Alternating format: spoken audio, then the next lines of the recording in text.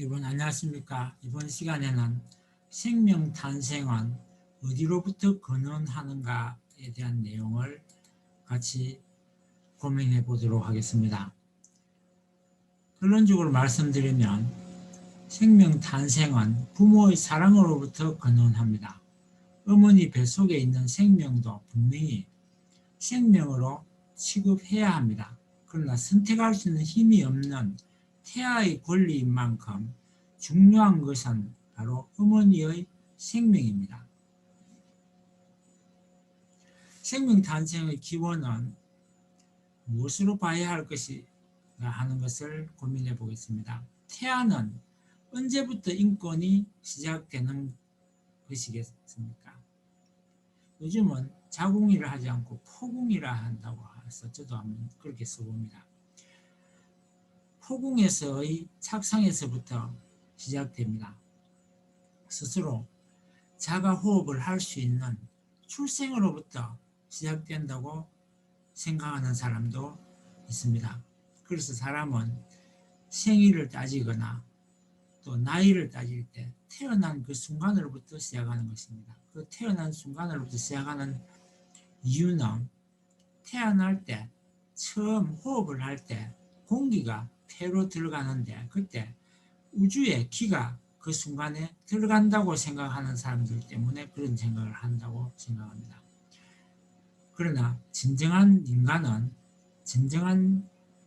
인간이라 할 수 있으려면 독립할 수 있어야 되고 그 독립할 수 있는 것은 성인이 되어야 하기 때문에 성인 때부터 인권은 시작된다고 생각합니다. 그래서 투표권이나 또 성인이 되면 여러 가지 권한이 주어지는 것입니다.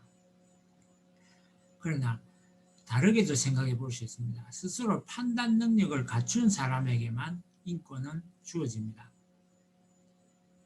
스스로 판단 능력을 갖췄다 하는 것은 남에게 세뇌당했거나 또 정신이 흐릿한 사람 또 어떻게 마취가 됐다든지 또 중독이 되어 있는 상태 이런 경우에는 인권을 주기가 아까운 것입니다. 그렇다고 주지 말라는 건 아닙니다. 그런 말을 해서는 안 됩니다. 제가 틀린 것입니다. 인간이라는 것 때문에 존중되어야 합니다. 다시 말하면 판단 능력뿐만 아니라 인큐베이터에 의지하지 않으면 안 되는 태아도 인권은 있습니다. 그러나 의식이 있는 사람만 인권이라는 것이 있습니다. 여기서 말하는 의식이란 말은 어떤 병원에서 여러 가지 기계들을 동원해서 자연사할 수밖에 없는 인간을 인위적으로 심장을 뛰게 하고 이미 뇌 기능은 정지되어서 의식이 없는 사람을 말하는 것입니다. 그런 경우는 인권을 이야기하기가 곤란한 것입니다. 그렇지만 인권은 있습니다. 그런 사람을 죽였다가는 살인죄가 되는 것입니다. 뇌 기능이 정지되었다고 해서 무조건 죽은 사람으로 취급할 수 없는 것입니다. 만약 그렇다면 이 말에 동의한다면 태아도 인권이 있어야 마땅합니다. 태아가 의식이 없고 생각이 없다고 생각하겠지만 그것은 우리 생각이고 실제로는 생각이 있을 수 있습니다. 의식이 없는 사람의 장기를 필요로 하는 사람에게 기증하는 것이 좋다고 생각하는 사람도 있을 것입니다. 억지로 기계를 동원해서 심장만 뛰게 해서 살아있는 것보다는 그런 분들은 안락사를 시키고 또 장기를 다른 필요로 한 사람에게 기증하는 것이 좋다고 생각하는 사람도 있을 것입니다. 그러면 오히려 태아에게도 인권이 있다고 생각해야 마땅한 것입니다. 태아는 그러면 언제부터 인권이 시작되는가를 다시 한번 살펴보겠습니다. 태아뿐만 아니라 산모의 생명도 그에 못지않게 존중되어야 합니다. 만약 태어난 아기와 산모의 생명 중에 둘 중에 하나를 선택하라면 어느 것을 선택해야 할까요? 누구를 선택해야 할까요? 물론 그때는 산모나 태아 둘 다 존중되어야 하지만 어느 쪽이 더 살리기 쉬운가, 그걸 살펴봐야 합니다.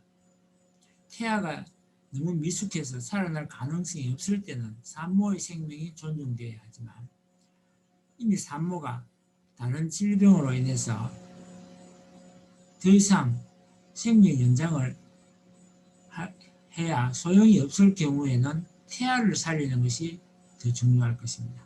그러니까 가능성을 놓고 생명을 중심하고 어느 것이 더 가능성이 있느냐를 따져야 하는 것입니다. 산모가 출산을 원하지 않을 경우 요즘은 산모가 어떤 약을 먹고 임의대로 유산을 시킬 수가 있는 선택권이 산모에게 있습니다. 그러나 이것도 논란거리로서 실제로 어느 쪽에 있다고 정확하게 판명할 수는 없는 것입니다. 특히 10개월 이상 이미 생긴 지 오래된 생명 말고 10주 이상 지나서 신체 기관이 뚜렷하게 보일 정도이면 그 이후에는 만약에 산모가 선택을 하지 않으려고 할 경우에 그 이유를 잘 따져서 국가에서 그 이유에 해당하는 것을 해결해 줘야 합니다.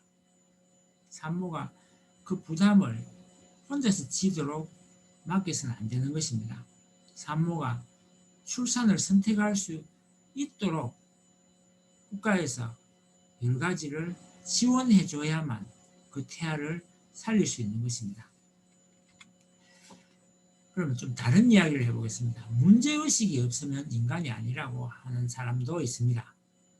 여기서 의식이란 자기 자신과 타인에 대한 자각과 인식을 말합니다. 어떤 물이 흘러가고 있는데 그 물에 놀고 있는 물고기가 위치가 어떻게 어느 쪽으로 향해서 헤엄치고 있는지를 살펴보면 대개 물이 흘러가는 반대 방향을 향하여 헤엄치고 다닙니다.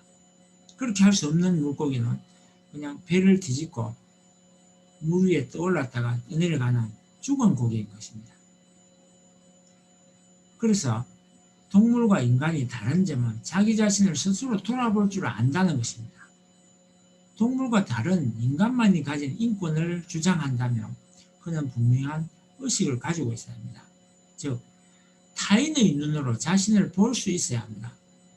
이 말은 누가 자신을 위해서 비난을 할까봐 욕할까봐 조심을 하기도 하고 말조심을 하거나 또 다른 사람에게 잘 보이려고 꾸미기도 하고 그렇게 하는 것이 모두가 타인을 의식하고 하는 행동이기 때문에 그렇게 하는 인간이 진짜 인간이라는 것입니다. 타인을 의식하지 못하는 인간은 그럼 인간이 아닌가? 그렇습니다. 인간이 아닌 것입니다. 이렇게 타인과 자신을 서로 비교하기도 하고 동일시하기도 할 줄 알아야 인간인 것입니다. 거울을 쳐다보면서 거울 속에 있는 인간이 바로 자기 자신이라는 것을 아는 단계가 바로 인간으로서의 출발 단계라고 할 수 있습니다. 그러면 그렇게 할 수 아직 못하는 인간은 인간이 아닌가? 가능성만 가진 상태입니다. 가능성만으로도 충분한 가치가 있고 인간으로 대우해야 하는 것은 분명합니다. 예를 들어서 잠을 자고 있는 사람이 있다고 합시다. 그럼 잠을 자고 있는 그 순간에는 의식이 없습니다. 그럼 그 사람은 죽은 사람과 뭐가 다릅니까? 가능성입니다. 잠에서 깨어나면 그 가능성이 인간으로서의 가능이 충분하기 때문에 시체를 대하듯 함부로 대하면 안 됩니다. 충분히 잠을 자고 있는 사람에게도 똑같이 산 사람과 같이 인권을 가지고 대해야 되는 것입니다. 태아도 마찬가지입니다. 그가 태어나 어떤 사람이 될지 아무도 모르지만 가능성이 열려 있다는 것입니다. 그래서 함부로 대하면 안 되는 것입니다. 지금은 아직 문제가 있지만 비록 스스로 깨닫고 고친다면 그가 스스로 깨닫고 고치기만 한다면 선한 사람이 될 수 있는 가능성이 있기 때문에 비록 그가 죄인이라 해도 함부로 대할 수 없는 것이 바로 인권입니다. 하물며 장차 인간으로 태어나려면 분명히 조심해서 다루어야 하는 것입니다. 또 다른 이야기지만 예수님께서 살았다는 이름을 가졌으나 죽은 자로다라고 하신 말씀처럼 의지가 없는 사람은 별 볼 일 없는 사람인 것입니다. 눈이 흐리멍텅하고 목표가 없이 그냥 물 흘러가는 대로 사는 사람은 죽은 사람이나 마찬가지인 것입니다. 모든 외부의 정보에 대하여 아무 생각 없이 받아들이는 사람은 아마 없을 것입니다. 한 번 더 확인을 해보고 귀담아 들을 것과 흘려버릴 것을 가리게 됩니다. 그렇게 하지 않으면 속을 수 있기 때문입니다.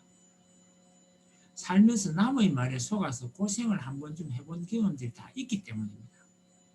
마찬가지로 세상의 흐름이나 세상 돌아가는 유행에 생각 없이 따라가지는 않는 것입니다. 그것이 바로 내가 살아있다는 증거입니다. 결론적으로 난 싫어, 시키는 대로 안 할 거야 라고 반항을 하는 때가 바로 인간으로 다시 한번 업그레이드하는 시기입니다. 바로 10대의 반항기를 말하는 것입니다. 그 반항을 할 줄 모르는 인간은 아직 미숙아이인 것입니다. 그러니까 미숙아도 충분히 인권을 가지고 있습니다. 그러나 반드시 성장을 해서 어른이 되고 성인이 되어서 그저 따라하는 인간이 아니라 문제의식을 가지고 살아있는 인간이 진정한 인간일 수 있는 것입니다. 그래서 미숙가에서 항상 성숙한 인격을 갖춘 성숙한 사람이 되도록 노력해야 하는 것입니다. 오늘은 여기까지 하고 한 가지만 더 말씀을 드리겠습니다. 제가 물어놓고 그 답을 아직 안 했기 때문에 다시 한번 질문을 되짚어 보겠습니다. 인간의 탄생은 어디로부터 근원하는가? 인간 탄생의 기원을 무엇으로부터 하느냐에 따라 인간 가치가 결정된다고 생각하기 때문에 이러한 질문을 하실 것입니다. 옛날 신화에는 인간이 새의 알에서 태어났다고 생각을 했습니다. 뭔가 신비롭게 취급을 받고 싶어서 그런 신화를 믿게 된 것입니다. 지금도 그렇게 생각하십니까? 있는 그대로의 인간이 충분히 신비롭고 가치가 있고 대우를 받아 마땅합니다. 하늘로부터 왔기 때문에 위대한 것이 아니라 위대하기 때문에 하늘로부터 왔다고 생각되어지는 것입니다. 인간이 아메바나 원숭이로부터 진화했다고 천해지는 것이 아니라 하늘에서 왔다고 생각할 만큼 그런 생각이 기대려고 하는 그 처지가 더 비참한 것입니다. 이상 오늘은 여기까지 하고 마치겠습니다. 감사합니다.